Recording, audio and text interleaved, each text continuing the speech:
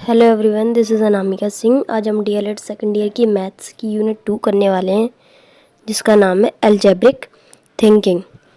तो पहले इसका फर्स्ट टॉपिक है number pattern. Basically number pattern को समझने से पहले हम पैटर्न को समझ लेते हैं। तो a pattern is a design और figure repeated indefinitely according to rule. मतलब पैटर्न कोई भी ऐसी चीज़ होती है जो जो अगेन एंड अगेन क्या हो, रिपीट हो। अब वो मैन मेड भी हो सकती है और नेचुरल भी हो सकती है। मैन मेड में वो सारी चीज़ आ जाएंगी जैसे कि वॉल्स हो गया और कार्टेन वगैरह हो गई, कारपेट्स हो गई, इसमें नहीं पैटर्न बने रहते हैं वो सारे।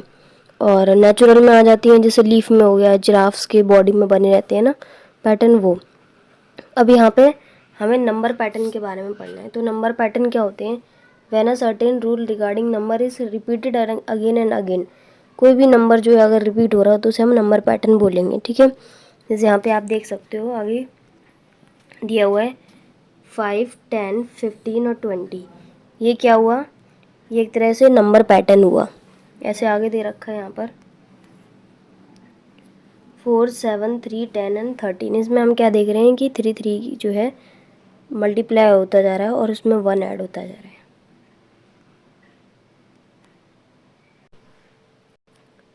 ऐसे ही आप और भी दे रखे हैं, यहाँ पे पढ़ सकते हो। आगे चलते हैं।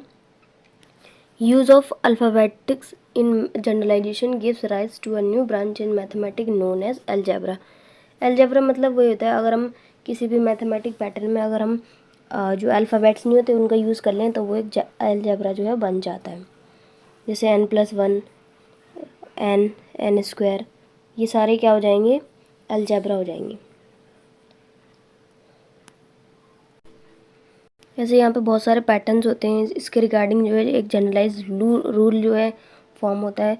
उससे हम किसी भी टर्म को यहाँ पे निकाल सकते हैं। जैसे यहाँ पे 9th टर्म दे रखी है, 25 टर्म दे रखी है। इसी तरीके से पैटर्न बना, यहाँ से हमने फॉर्मूला जनरेट किया, फिर उससे कोई सी भी टर्म जो है निकाल सकते हैं, चाहे 25 भी हो चाहे 100 भी हो। अब आते हैं अगले टॉपिक के जो कि है from generalize rule towards pattern. मतलब हमें रूल दिया होगा और हमें पैटर्न बनाना होगा। जैसे कि नीचे आते हैं यहाँ पे x+3 क्या है? रूल है, तो हम इससे बहुत सारे पैटर्न्स बना सकते हैं। x की जगह पे 1 रखा, उसमें +3 किया, कितना आ गया? 4। ऐसे ही हम और भी यहाँ पे पैटर्न बना सकते हैं, जैसे यहाँ पे दे रखे हैं। ये क्या है? रूल है, और इससे हमने क्या बना दिया? पैटर्न, ठीक है। आगे भी दे रखे, ये रहा रूल, इससे क्या बना दिया? एक पैटर्न बना दिया, ठीक है। आगे टॉपिक दे रखा है कि एक सेकंड, तो आगे है special number patterns. Special number pattern वो होते हैं जो मैथ्स को इंटरेस्टिंग और जॉयफुल बना देते हैं। इससे ना हमारा माइंड भी रिफ़्रेश होता है, ठीक है। एक सेकंड। जैसे यहाँ पे दे रखे हैं कि ये स्क्वायर वाले हैं सारे के सारे। 2 का स्क्वायर 4 होता है, 3 का 9। इस तरीके से स्क्वायर टाइप में आपको दे रखे हैं। आगे चलते हैं। ट्रायंगुलर नंबर्स दे रखे हैं, मतलब ये ट्रायंगुलर में होंगे। जिसके यहाँ पे 3 का ट्रायंगल बन रहा है, ठीक है। तो 1 + 2 कितना हो गया? 3। ऐसे यहाँ पे 1 + 2 + 3 का 6। इस तरीके से दे रखे हैं, आप पढ़ लेना, ये ज़्यादा हार्ड नहीं है। फिर है इसमें फिनोमिक नंबर्स। ये भी एक जनरल रूल था, इससे हमने क्या बना दिया? एक पैटर्न बना दिया, ठीक है। मतलब 0 और 1 को ऐड करेंगे तो 1 आएगा, 1 और 1 को ऐड करेंगे तो कितना आएगा? 2, ठीक है। मतलब ये ऐसे पैटर्न बना हुआ है। फिर आते हैं क्यूब नंबर्स। इससे भी ये क्या कर दिया गया? रूल बना दिया गया और इससे ये पैटर्न बना दिया। पावर ऑफ 2 बताइए, जिसकी पावर क्या हो? 2। 2 की पावर 2 कितना होगा? 4। इस तरीके से पैटर्न जो है बना दिया गया है। और इसका जनरल रूल क्या है? 2n-1, मतलब 2 की पावर n-1। अब अगला टॉपिक आता है functional relation. Functional relation functional relation का मतलब होता है रिलेशन, एक minute, relation between two quantities is expressed as a general algebraic rule. For example आगे बताती हूँ मैं आपको। तो फंक्शनल रिलेशन का मतलब होता है कि एक चीज़ जो है दूसरी चीज़ पर डिपेंड है। जैसे कि ड्यूरेशन ऑफ जर्नी किस पर डिपेंड है? स्पीड और डिस्टेंस पे। एक सेकंड, ठीक है। और वॉल्यूम किस पर डिपेंड है? इट्स एज और लेंथ पर डिपेंड है ना। अगर मतलब प्लेग्राउंड के एरिया की बात करें तो वो किस पर डिपेंड है, उसकी शेप पर, उसके डायमेंशंस पर, उसकी लेंथ कितनी है और उसकी ब्रेथ कितनी है, साथ साथ उसकी रेडियस कितनी है, इन सब चीज़ों पे डिपेंड है। तो फंक्शनल रिलेशन का मतलब होता है एक चीज़ जो है ना दूसरी चीज़ से डिपेंडेंट है, उससे कोई ना कोई रिलेशन ज़रूर है उसका। जैसे यहाँ पे एग्जांपल दिया हुआ है, जैसे ये क्या है, फंक्शनल रिलेशन क्या है इस पैटर्न में देखो, नंबर ऑफ ट्रायंगल्स, वो इसका क्या रिलेशन है, 2 मल्टीप्लाई नंबर ऑफ रेक्टेंगल्स। मतलब नंबर ऑफ ट्रायंगल्स कैसे निकलेंगे, जब हम 2 को नंबर ऑफ रेक्टेंगल से मल्टीप्लाई कर देंगे। तो एक तरह से क्या हुआ, रिलेशन हुआ, ठीक है। ऐसे ही आगे एग्जांपल दिया है, मार्क्स ऑब्टेन, ये मैथ्स में बच्चे के मार्क्स दे रखे हैं और ये साइंस में, ठीक है। मैथ्स और साइंस के मार्क्स कैसे निकालेंगे, आपस में डिवाइड करके, ठीक है। तो एक तरह से रिलेशन दिया होता है। आगे आते हैं सिग्निफिकेंस क्या है इन फंक्शनल रिलेशन के, it gives us exact relation between quantities. मतलब ये क्वांटिटीज़ में हमें एग्जैक्ट रिलेशन क्या है वो प्रोवाइड करता है। साथ ही साथ it is use to compare the quantities, ये क्वांटिटीज़ को कंपेयर करने में भी मदद करता है। It is use to find values of unknown quantities, जिस भी और वैल्यूज़ की हमें मतलब क्वांटिटी पता नहीं है, जिस भी क्वेश्चन का आंसर में पता नहीं है, वो भी निकालने में फंक्शनल रिलेशन हमारी मदद करता है। फिर है it is used to unknown find unknown terms in number pattern. मान लो यहाँ पे 2 दिया है, 3 दिया है, ऐसे ही यहाँ पे डैट डैट डैश करके दिया है, मतलब आगे हमें पैटर्न को निकालना है। तो हम इस फंक्शनल रिलेशन का यूज़ करके आगे जो फर्दर और क्या पैटर्न्स आएंगे हम उनका जो है हम उनको निकाल सकते हैं, ठीक है, इस फंक्शनल रिलेशन का यूज़ करके। फिर है it helps to find types of variation between quantities, ठीक है। फिर है it helps to take decision in daily life, daily life से रिलेटेड डिसीजन लेने में बहुत मदद करता है ये फंक्शनल रिलेशन। फिर है it helps to sketch graphs related to quantities, मतलब ग्राफ्स को भी ड्रॉ करने में मदद करता है, ठीक है, किसी भी टर्म से रिलेटेड या क्वांटिटी से रिलेटेड। तो ये सारे सिग्निफिकेंस थे फंक्शन रिलेशन के, ठीक है। आगे आते हैं, अगला टॉपिक है वेरिएबल एंड कांस्टेंट। वेरिएबल मतलब होता है जितने भी अल्फ़ाबेट्स वगैरह जो भी हम यूज़ करते हैं, चाहे वो ए हो, एक्स हो, वाई हो, इन सबको हम क्या बोलेंगे, वेरिएबल, ठीक है। और कांस्टेंट मतलब नंबर से रिलेटेड है, जितने भी मैथ्स में नंबर वगैरह आते हैं उनको हम काउंटिंग कांस्टेंट बोलते हैं, ठीक है। काउंटिंग को आपको ऐसे याद रखना है, सी से कांस्टेंट और सी से काउंटिंग, ठीक है। एक बार इसकी डेफिनेशन पढ़ लेते हैं क्या है। An alphabet or symbol which does not have any fixed value but may be assigned any numerical value according to the requirement is called variable, ठीक है। मतलब उसकी कोई मैथमेटिकल वैल्यू नहीं होती है लेकिन हम उनको यूज़ कर सकते हैं, ठीक है। और कांस्टेंट में आपको पता है काउंटिंग आ जाएगी। तो इसकी यहाँ पे कैरेक्टरिस्टिक दे रखे हैं, characteristics of variable and constant. No fixed value, कोई भी मतलब उसकी फिक्स्ड वैल्यू नहीं होती है, ठीक है। Variable are represented by letters, variables को हम लेटर्स के थ्रू दिखाते हैं, X Y Z A B C कुछ भी हो सकता है, पी क्यू आर, ठीक है। फिर है variable and constant is combination from algebraic expression, मतलब एल्जेब्रिक एक्सप्रेशन बनाने के लिए हमें दोनों चीज़ की ज़रूरत होती है, वेरिएबल्स की भी और कांस्टेंट की भी। तो मतलब एल्जेब्रिक एक्सप्रेशन कम्बिनेशन होता है किस चीज़ का, वेरिएबल्स का और कांस्टेंट का, ठीक है। Constant are represented by real numbers, और जो भी कांस्टेंट होते हैं हम उनको रियल नंबर से दिखाते हैं, जैसे कि 2 हो गया, 4 हो गया, इस तरीके से, ठीक है। आगे आता है use of variable and constant, मतलब हम किस चीज़ में यूज़ करते हैं वेरिएबल और कांस्टेंट का, ठीक है। तो इसमें फर्स्ट है to represent mathematical statement, mathematical statement को दिखाने के लिए।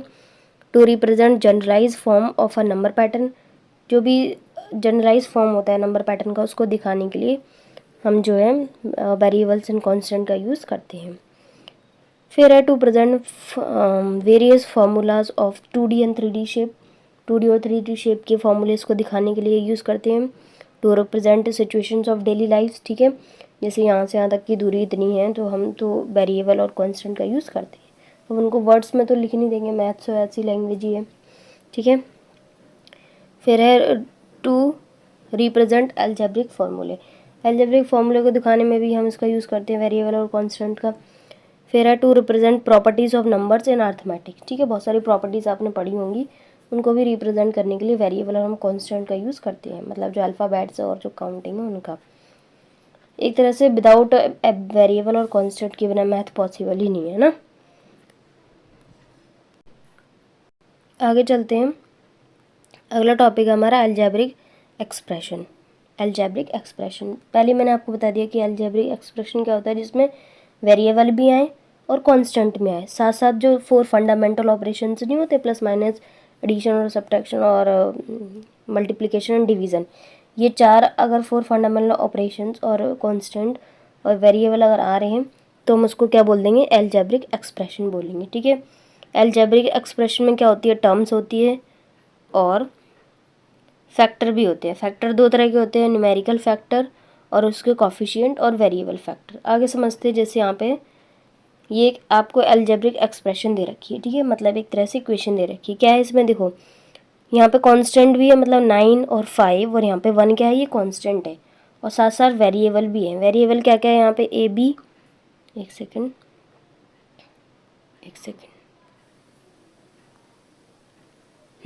ए बी, ए, ये सारे क्या हैं, वो है वेरिएबल, और ये 9 माइनस का 5 1, ये सारे क्या हैं, कांस्टेंट है। आगे समझते हैं। यहाँ पे ये एक इक्वेशन दी थी, इसमें से 9 5 है और ये माइनस का 5 है, सॉरी हाँ, और 1, ये सब क्या है, इनको हम टर्म्स बोलेंगे। ऐसी कोई सी भी इक्वेशन में इसमें ये टर्म्स होती हैं। फिर फैक्टर क्या होंगे, 9 भी एक फैक्टर है, ए भी एक फैक्टर है, ए बी एक फैक्टर है, ठीक है, 9 भी एक फैक्टर है यहाँ पर, ए भी एक फैक्टर है और बी भी एक फैक्टर है, -5 भी एक फैक्टर है, ए भी एक फैक्टर है, और यहाँ पे 1 भी क्या है, एक फैक्टर है। ठीक है, फिर यहाँ पे मैंने आपको पहले बता दिया वेरिएबल क्या है, ए और बी क्या है, यहाँ पे वेरिएबल हैं, और 9 5, और अगर हम 1 की बात करें तो ये क्या है, कोफिशिएंट है, मतलब न्यूमेरिकल फैक्टर है, इनको आप कांस्टेंट भी बोल सकते हो। ठीक है, आगे आते हैं टाइप्स ऑफ अलजेब्रिक एक्सप्रेशन, मतलब कितने तरह के होते हैं। तो 4 तरह के होते हैं। पहला मोनोमियल, जिसमें सिर्फ एक टर्म आए, जैसे यहाँ पे ऊपर मैं आपको दिखाती हूँ। अगर यहाँ पे सिर्फ 9 भी आता, सिर्फ 9 भी आता यहाँ पर, एक सेकेंड, अगर यहाँ पे सिर्फ 9 भी आ जाता तो ये क्या हो जाता है, हमारा मोनोमियल अलजेब्रिक एक्सप्रेशन हो जाता है, जिसमें है 1 टर्म, जिसमें एक टर्म होती है। बाइनोमियल, जिसमें 2 टर्म होंगी। ट्रिनोमियल, जिसमें 3 टर्म होंगी। और पॉलिनोमियल, मतलब जिसमें बहुत सारी होंगी। ठीक है, तो ये अलजेब्रिक एक्सप्रेशन के टाइप्स होते हैं। आगे आते हैं टाइप्स ऑफ टर्म्स। टर्म्स भी 2 तरह की होती हैं, एक होती है लाइक टर्म और एक होती है अनलाइक टर्म।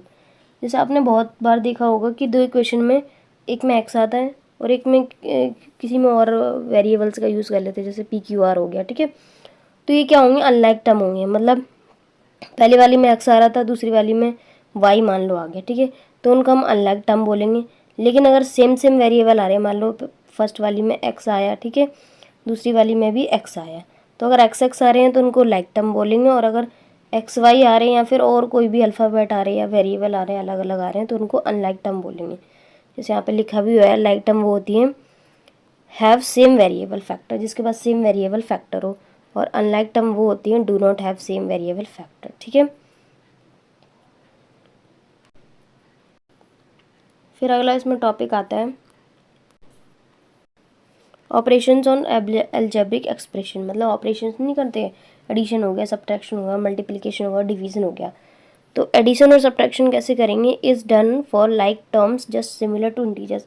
मतलब हम एडिशन और सब्ट्रैक्शन करते थे तो जिसमें सेम वेरिएबल्स होते थे, मतलब जिसमें एक्स होता था और जिसमें एक्स होता था, एक्स को एक्स के साथ मतलब ऐड कर देते थे और वाई को वाई वाले के साथ।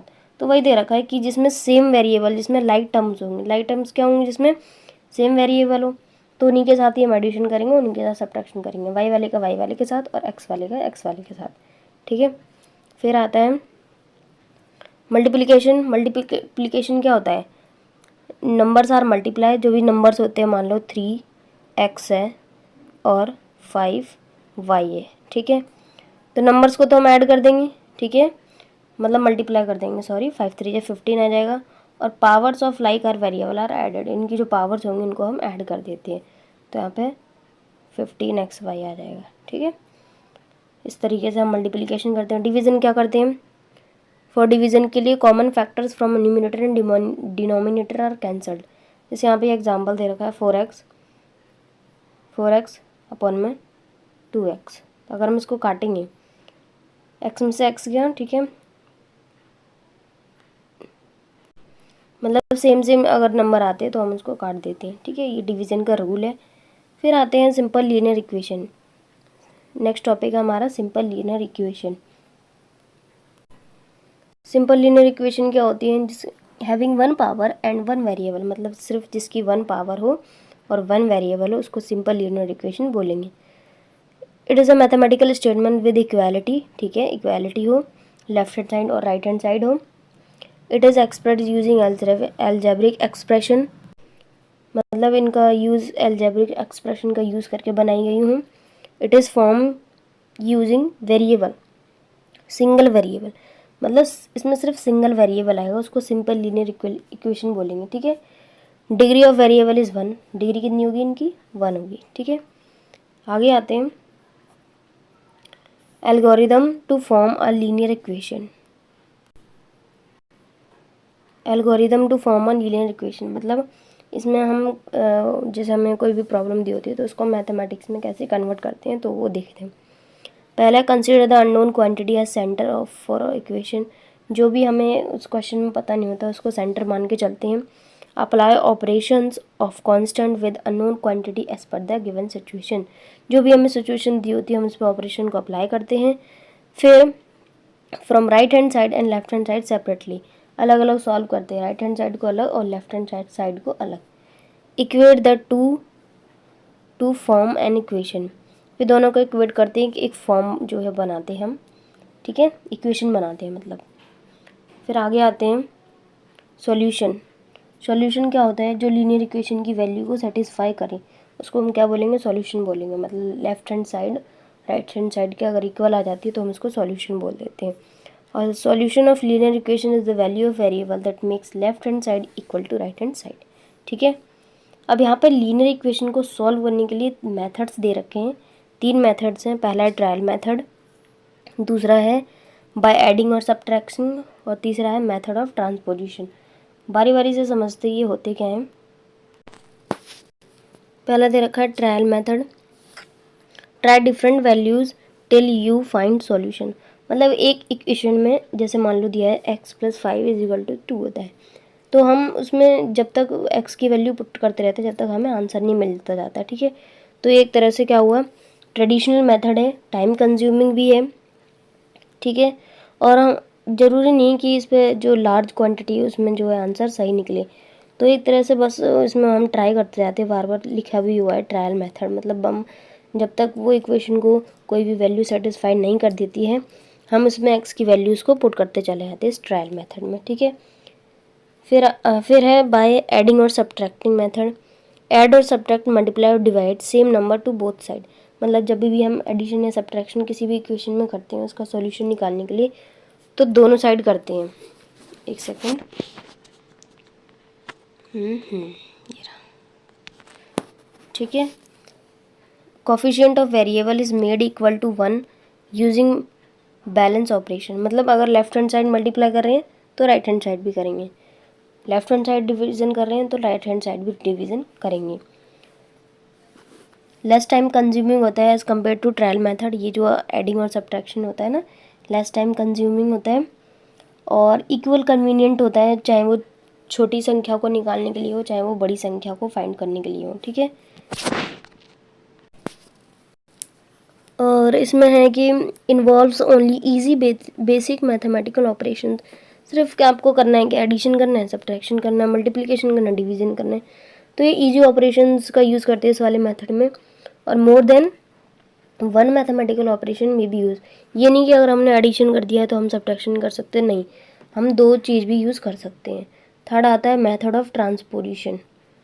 Method of transposition, the number is transported from one side to another as per the following rules. मतलब अगर इस साइड लेफ्ट हैंड साइड जो है मल्टीप्लाई हो रहा है उधर जाके क्या हो जाता है, वो डिवाइड हो जाता है, वही और कुछ नहीं। एडिशन किस में चेंज होता है? सब्ट्रैक्शन में, सब्ट्रैक्शन एडिशन में चेंज होता है, मल्टीप्लिकेशन डिवीजन में चेंज हो जाता है और जो डिवाइड हो रहा होता है वो उधर जाके मल्टीप्लाई हो जाता है, वही दे रखा है, ठीक है। आगे इसमें operations are applied to make coefficient of variable equal to 1 so as to obtain the solution. ठीक है, इक्वल सॉल्यूशन को फाइंड करने के लिए इसमें जो है लेफ्ट हैंड साइड और राइट हैंड साइड को क्या करना पड़ता है, हमें इक्वल करना पड़ता है। इसमें ज़्यादा स्टेप नहीं होते, कन्वीनियंट रूल होता है और सॉल्यूशंस हमें चाहे वो कितनी भी लार्ज क्वांटिटी का क्यों ना हो, चाहे वो इंटीजर से रिलेटेड हो, चाहे वो रैशनल नंबर से रिलेटेड हो, हर टाइप की प्रॉब्लम का सॉल्यूशन इस मेथड के थ्रू हम निकाल सकते हैं, मेथड ऑफ ट्रांसपोजिशन। तो इस तरह से सबसे अच्छा मेथड कौन सा हुआ, ये थर्ड वाला। एक सेकेंड, ये रहा मेथड ऑफ ट्रांसपोजिशन, जो है सबसे बेस्ट मेथड है एक तरह से अगर हम कहें तो। अभी लास्ट टॉपिक है हमारा अलजेब्रिक थिंकिंग। ठीक है, इस यूनिट का लास्ट टॉपिक है। तो यूजिंग वेरिएबल एंड कॉन्स्टेंट्स और using generalized formula for solving problem refer to algebraic thinking. ठीक है, various format for such problems में भी सिंपल एक्सप्रेशंस हो सकती हैं।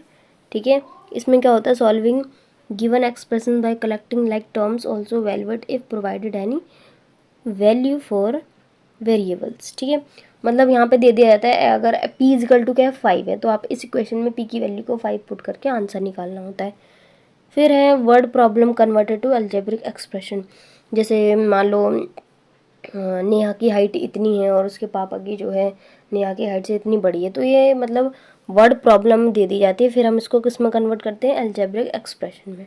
ठीक है, फिर आता है word problem converted to linear equation. अभी हमने क्या किया था कि जो वर्ड प्रॉब्लम थी उनको अलजेब्रिक एक्सप्रेशन में कन्वर्ट किया था, मतलब उसकी हाइट को h मान लिया था इस तरीके से। अब हम इसी वर्ड प्रॉब्लम को लीनियर इक्वेशन में कन्वर्ट करते हैं। ठीक है, ऐसे भी हम सॉल्व कर सकते हैं अलजेब्रिक थिंकिंग लगा के। उसके बाद है word problem converted to simultaneously linear equation. Linear equation का भी यूज़ करते हैं, जैसे a word problem involves more than one unknowns that are represented by more than one variable, then number of equation equal to number of variable are formed and solved simultaneously। ठीक है, फिर है pattern related problem होती है। Any pattern is express through a generalize formula which is further use to solve the problem. मतलब कोई भी pattern दिया होता है, फिर हम उससे रिलेटेड क्या निकालते हैं, कोई भी फार्मूला निकालते हैं, फिर आगे जो है फर्दर उस फार्मूला का यूज़ करके हम आगे उस पैटर्न को और भी बनाते हैं। फिर दे रखा geometrical concept related to problem. In many geometrical problems, we make use of variables for finding solutions। ठीक है, variables are used to represent any of measurement any single length of side। variables का use करते हैं, जैसे length के लिए l use कर लेते हैं, हाइट के लिए ये सब। ठीक है, मतलब ज्योमेट्रिकल कॉन्सेप्ट जो नहीं होते उनका यूज़ करने के लिए। जैसे आपने देखा ही होगा कि जो सिलेंडर की हाइट होती है उसको हम h से करते हैं। ठीक है, इस तरीके से। एक सेकेंड, फिर हम मिसलेनियस प्रॉब्लम्स होती है, जैसे कि a number of problems related to ratio से रिलेटेड हो सकती है, एरिया हो सकता है, volume, perimeter, age, time, speed, fractions, numbers etcetera are solved using variable and constant through algebraic thinking. ठीक है, मतलब छोटी छोटी प्रॉब्लम होती हैं, ऐसे ही हम पजल्स को भी सॉल्व करते हैं ना अलजेब्रिक थिंकिंग का यूज़ करके। इससे क्या होता है, interesting and brainstorming problem solve using algebraic thinking may be formed for student. ठीक है, ऐसे ही ग्राफ से रिलेटेड होती है, यहाँ पर हम ग्राफ बना लेते हैं। Some problems are solved use एक second some problems are solve using graphs forms by variable x and y का यूज़ करके हम ग्राफ से रिलेटेड जितनी भी प्रॉब्लम होती है हम उनको सॉल्व करते हैं। तो ये था डीएलएड सेकेंड ईयर का यूनिट सेकंड। अगर आपको पसंद आया हो तो मेरे चैनल को लाइक सब्सक्राइब करना ना भूलें। Thank you.